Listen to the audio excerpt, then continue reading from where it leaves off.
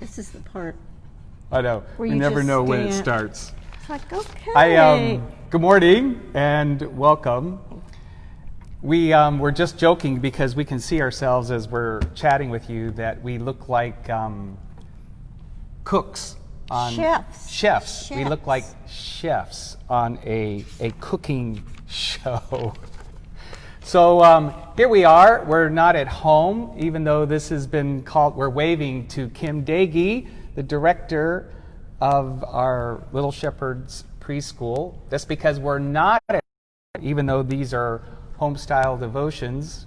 We are at the church, at least one of the churches of Jesus Christ, Shepherd of Life Lutheran Church in Arlington, Where Texas. are we? You found an awfully pretty church here. I did, but the window is not. I just don't think. windows- Remember, everyone here. Anyway, we are here because I shared on Facebook that our roof is being redone. And there's a lot of pounding and hammering, and it's really loud. And are you able to do that? Can you get where I people don't are checking see in? you. Come. So I asked Ruth, I said, we have to go someplace else because I can't concentrate. It's bam, bam, bam, and slamming down tile, and it's just so There you loud. And she was like, what? It's no problem. And because teaching school all those years, she was able to tune out a million distractions at once, and I could not. So we ran her to Shepherd of Life Lutheran Church so we could do this devotion with you. And he got tired because I don't think they're doing that on purpose, but when they hammer, they go dun dun dun dun dun, like that bump bump bump bump bump bump, and then I go bump bump, and it drove him crazy every time they did it. Crazy. So, oh, I can hear you. We have to turn this down. Okay. Dad, I can do it. I know how. I think. So we're fussing and arguing about technology because we're like, No, he is. I'm just sitting in the pew. yeah. Laissez-faire, that's what he called Welcome. me. It's good to have you. Why we're paying attention to you instead of what we wanted to share with you. It gives me a chance to say Kathy Reset, Peggy Davidson, Judy Sifkin, Pam Gober, Jeannie Patty, Kathy Reset, Tina Olsley. Welcome. Apparently this 10 a.m. time Yes. is better for people. I'm more awake. I thought 9 a.m. was not bad, but apparently 10 a.m. is But better. don't figure the first time you move it to 10, we have roofers, so we had to get up early anyway to come down to this beautiful church I've never seen before. I know, you never come here. So, we're talking about the 4th of July, we're talking about Independence Day, we're talking about American history, we're talking about what patriotism means to us, and we hope it gives you an opportunity to think about what patriotism means to you. And then we're going to read some scriptures and have a prayer for our country. I assume you're going to pray for our country. Yes. Thank you. And then along the way, we thought we'd have a little fun because, oh my God, I need a little bit of fun in my life right now. Did you tell them about our new mask I made? Oh, yes. Let's talk about the masks just briefly. I'm so proud. This is Ruth's design. It has elastic for your ears and a tie so that you don't have to wear it every single minute. So if you're on your way to the store, you can just leave it here instead of your purse or pocket.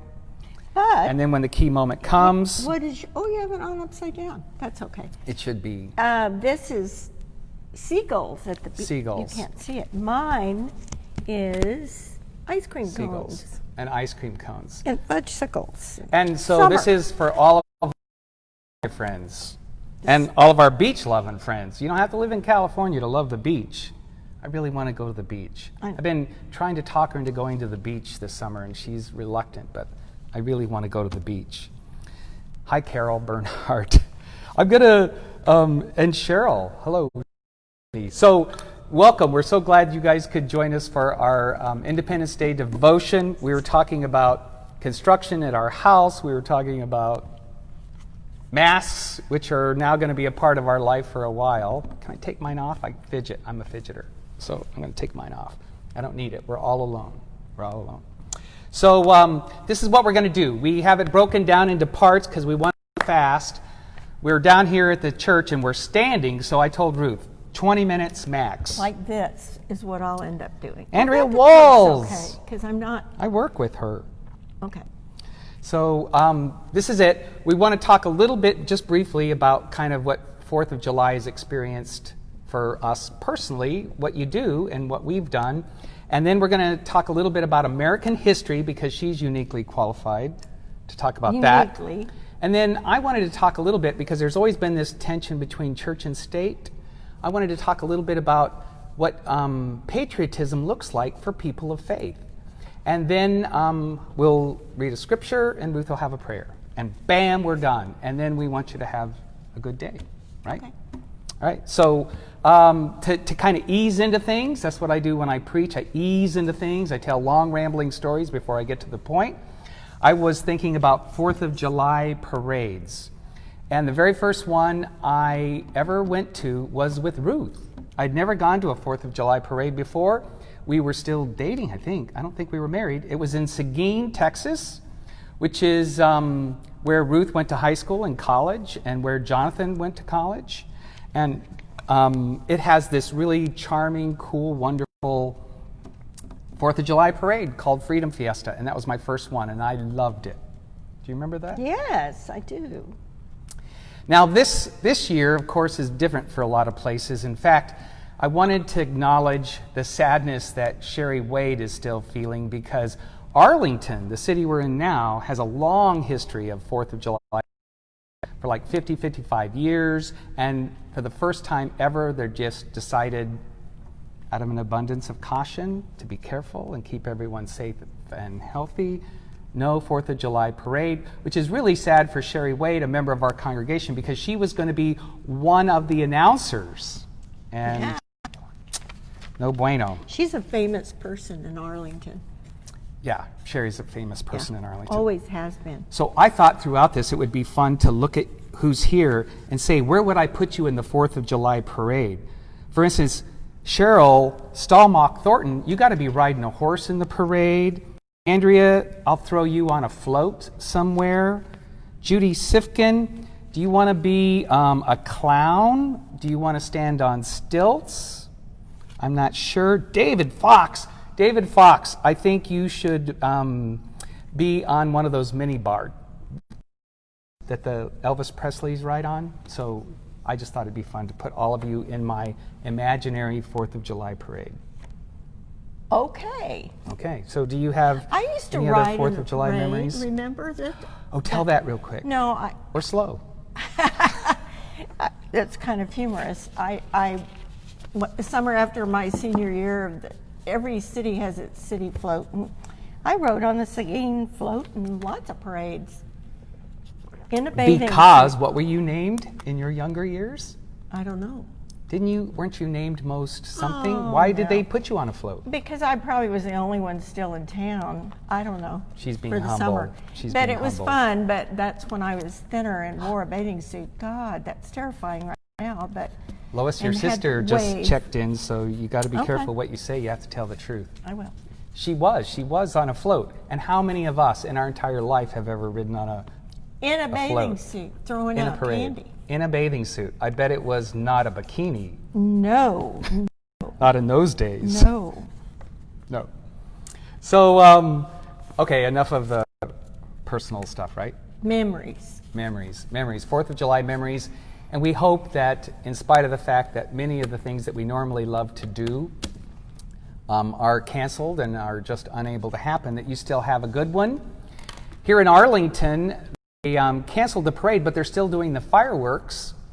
And they're going to do it in what we call the entertainment district, so people can go into the parking lots of the Cowboy Stadium, the Texas Ranger Stadium, the parking lots of Six Flags, and watch the fireworks. And it makes me wonder, my ideal for the perfect 4th of July is to go to a Texas Rangers baseball game and then see fireworks.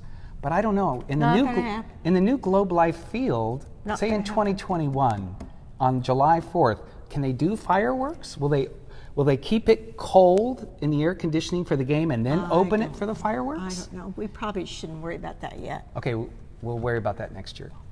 So now to American history. And Ruth, I defer to you.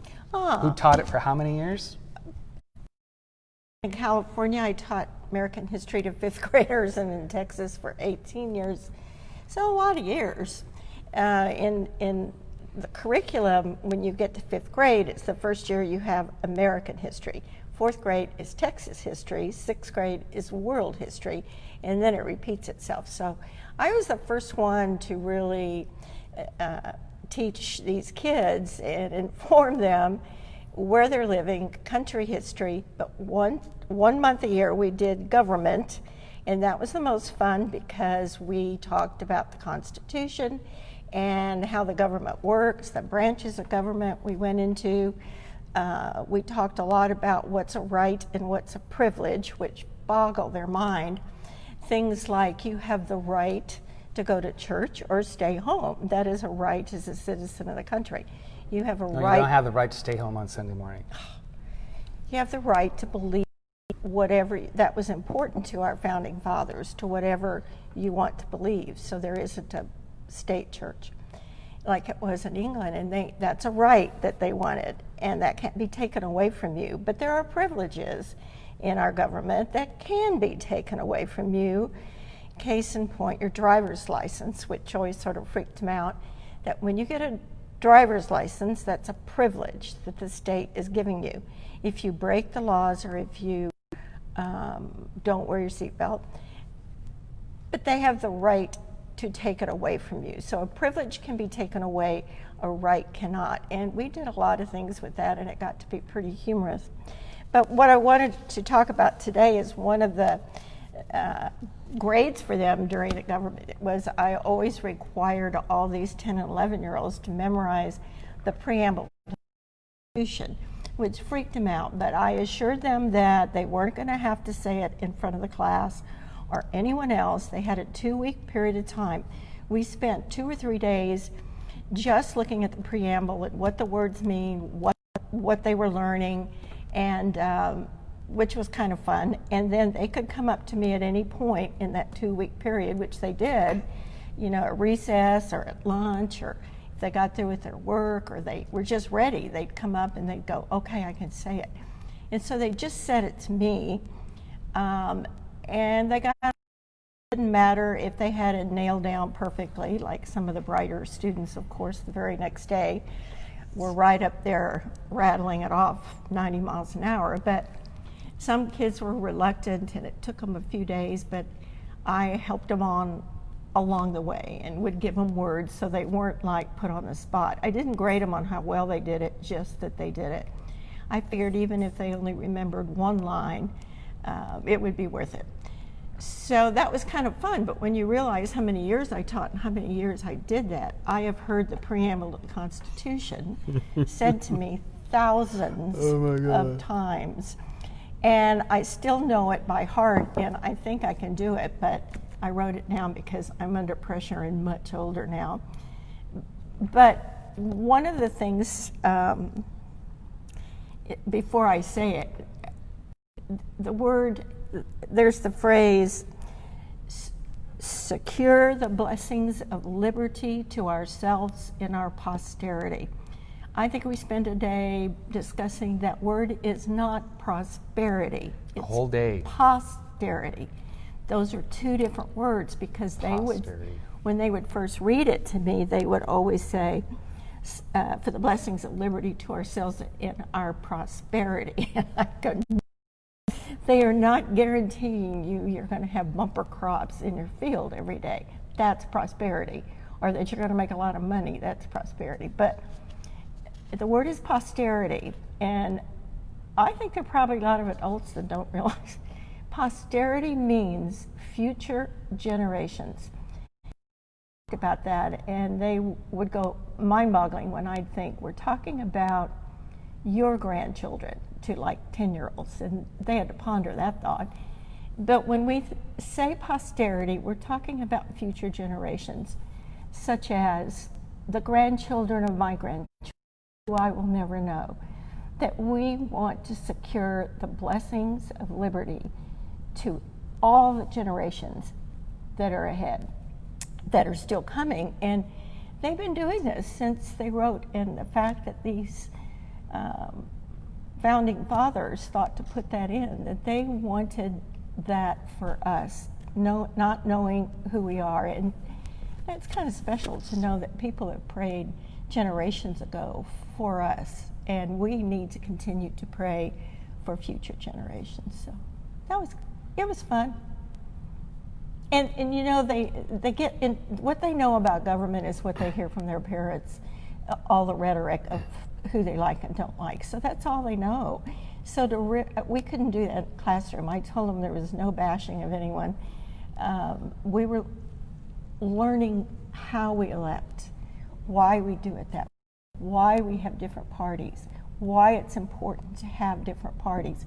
We can't all be one united. We have to come together with that freedom of being who we are, and that gets lost. And I never told them what I was or who I liked. I told them early, don't even ask me. I'm not going there. We're purely learning the beauty of democracy and that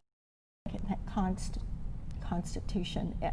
Get it out and read it. It's fascinating, and amendments and how it's a living document. And it can always change. And we have now 27, I think, amendments added to the Bill of Rights. So, and what it takes to get an amendment, fascinating.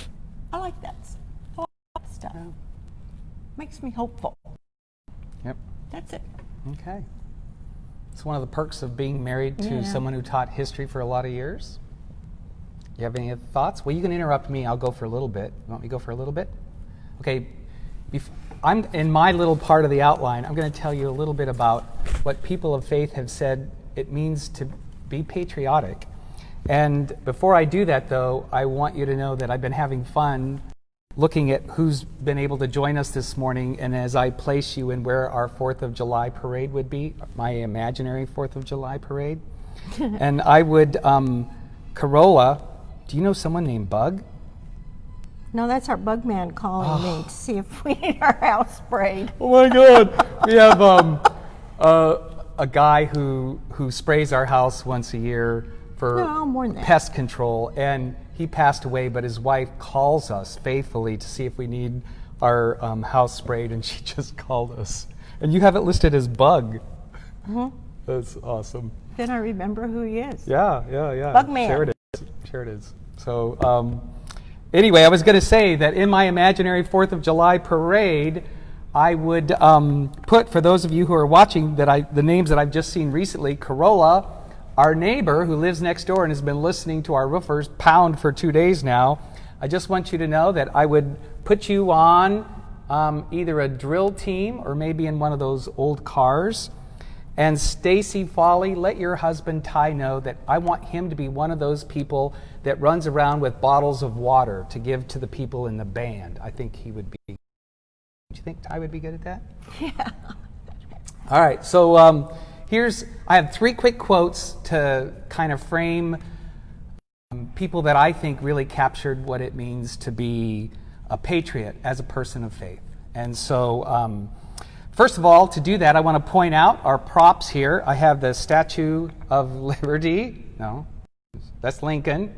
I have the Statue of Liberty, which was given to me by our grandson Donovan, who went to New York.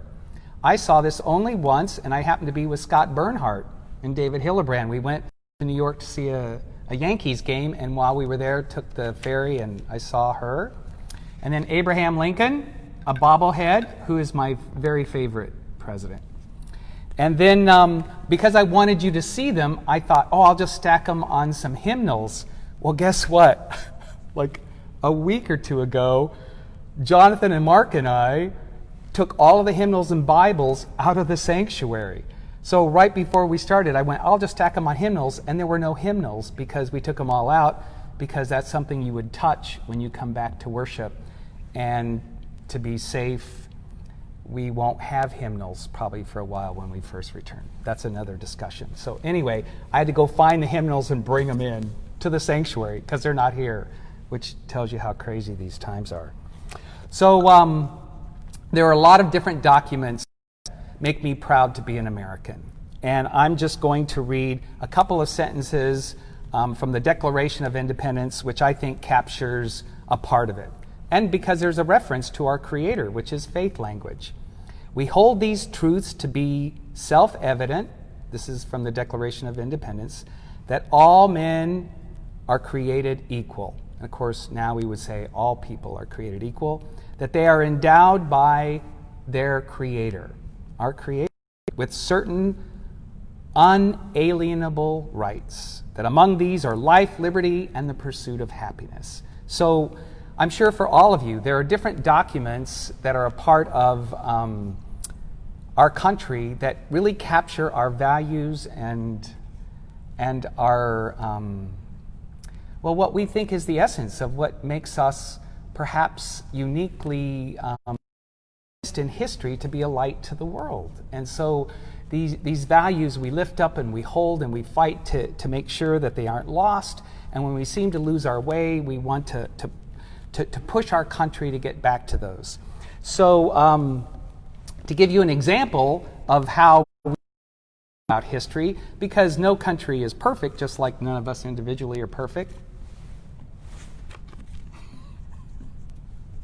I'm being very quiet. I know you are. You just let me hang myself. I'm keeping us rolling. I know. So no individual's perfect, no country's perfect. Sometimes we might lose our way, and the hope and the prayer is that when that happens, the majority of Americans will get us back on the right path. And I believe that sometimes, knowing that no one is perfect, that it is okay, that sometimes the most patriotic thing you can do is to say to your country, we got off track here. We're not living up to our highest ideals and values. And so we need to protest, we need to get the attention of our leaders to do better. We want our country to be its best, right? So there was this minister who, in the prime of his career, which was in the 1960s and 70s, named William Sloane Coffin. He has a unique history. I knew a little bit about him, read a little bit of him when I was in seminary, so I looked him up. I didn't know he was a great pianist and an athlete, and he actually was an agent for the CIA. The CIA, before he became a clergyman and then the chaplain for Yale, and he was very active and involved and was a leader in the civil rights movement in the 1960s. So he was in the thick of it, trying to help our country to live out described in the Declaration of Independence, that all of us are equal, and we won't rest until that's true. So anyway, some people have a hard time when folks are saying to our country and to our leaders, you're not getting it right. And I know it's not an easy thing to do, but we do it for a good reason, hopefully. And so William Sloane Coffin put it like this, and I think you'll like it. How do you love America, right? Don't say, never say, my country right or wrong. My country right or wrong. That's like saying, my grandmother drunk or sober. It doesn't get you anywhere. So no unconditional love for our country, no unconditional acceptance. You can't think that we're always right and that we're never going to make mistakes. Of course we do. And so it's our job as citizens, when we see that, to try to help correct it and to elevate who we are as a country and as a people. So here's my last quote, and this is one because I know that our country is incredibly divided. I've always hated labels, conservatives and liberals and progressives and Republicans and Democrats. I just hate it because we don't listen to each other then. Probably the one thing that's even more frustrating to me than labels are the people who take cheap shots and criticize those who are trying to make a difference. It has been an issue for a long time in our country because, and nobody understands that better than John Gannett. I just happened to notice that John Gannett is with us. His first kiss was Amy Carter, the Amy Carter. He grew up next door to Yes, he did. Jimmy and Sold Rosalind. lemonade with her. I know. He has pictures, proof it was in the local paper. I love that story. I tell it every chance I get, John. So anyway, this goes back all the way to Teddy Roosevelt, another one of my favorite presidents. So apparently there's always been life, right? Who aren't working hard, who aren't doing anything to make the country better, and they just criticize, critique, and so forth. So Teddy Roosevelt put it like this, and I just love it. It's not the critic who counts. And this is for any of you who are making an effort to make our country better. It's not the critic who counts, not the man who points out how the strong man stumbles or where the doer of deeds could have done them better.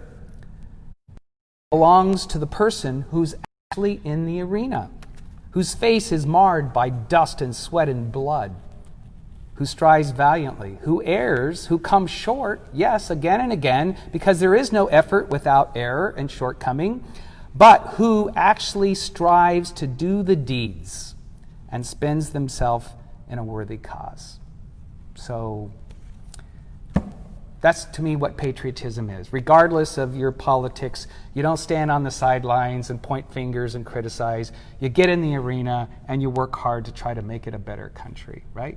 To live up to our ideals and By our listening. values.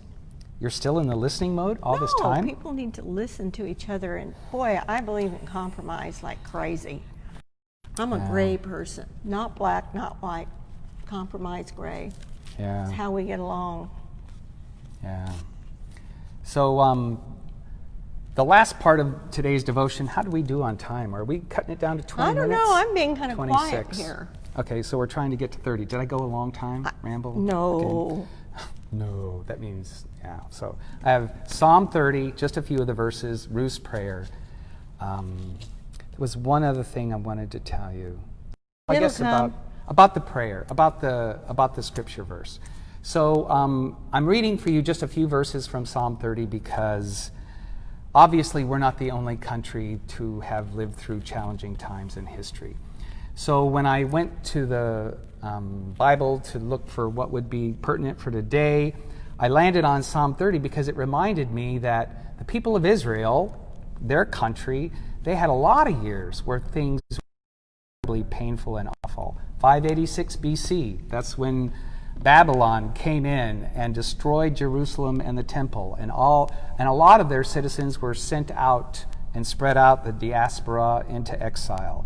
And then 70 AD, that's when Rome came in, sacked Jerusalem, destroyed the temple. Again, an awful year for the people of Israel. And yet, not only did they not lose faith, it was their faith that helped them get through. My guess is that when kids study American history, 2020, I mean, that's our version of 586 BC. Our version of 70 AD. It's going to be studied about for a lot of years and a lot of generations. A tough year for our country. But we have faith, and we draw upon that faith to get us to the other side. So this is how the people of Israel describe their faith, and perhaps it can be for us a source of strength as well. I will exalt you, Lord, for you lifted me out of the depths. I called to you for help, and you healed me.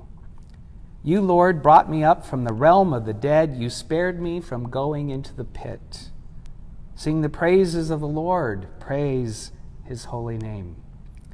For our weeping may stay for the night, but our rejoicing will come in the morning. And amen to that. I've always liked that last verse. Yeah. Joy comes in the morning. Joy That in the morning. fits a lot of situations. Weeping at night, joy in the morning. Got to keep the joy, Gotta or hang you're on going to to go that. down that hole. Right? Feel it and let it go. Hang on to it tight. Are we ready for my prayer? We're ready. Okay. I need to do this. This is the preamble to the Constitution.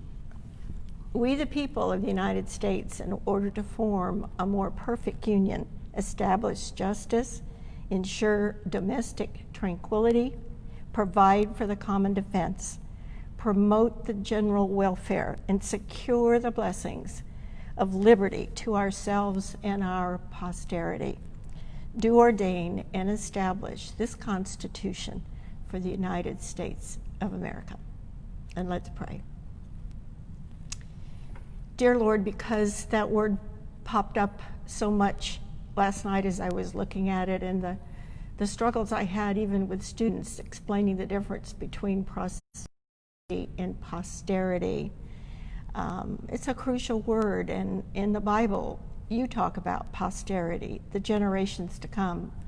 So today, my prayers are for our posterity, all the generations ahead, for our children's children's children's children, who we will never meet. But we can have prayers for them. We can have effect on them. We can keep this country strong together, with general welfare for all. We can do this and leave it for our posterity, and to fill with hope and the promise that you give us, you give to them. Help us not get stuck in prosperity. Help us not get stuck on ourselves today, but to look ahead at what we're leaving for the future. Be a part of it, be a part of our lives. May they know the Lord. May they take good care of the earth. May they look back on us and see that we actually made an effort to leave them a better place. Amen. Amen. Thank you, Ruth Foster. You're welcome. I like being married to a history teacher.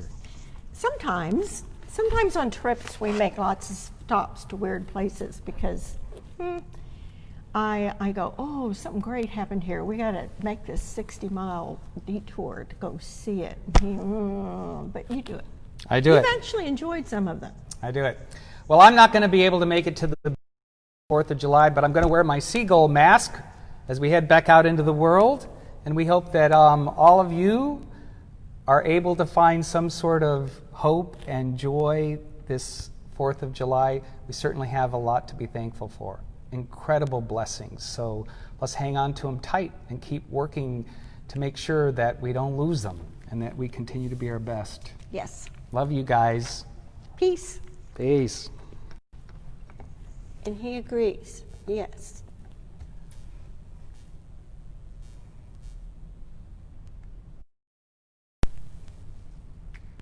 I'm not sure. Oh,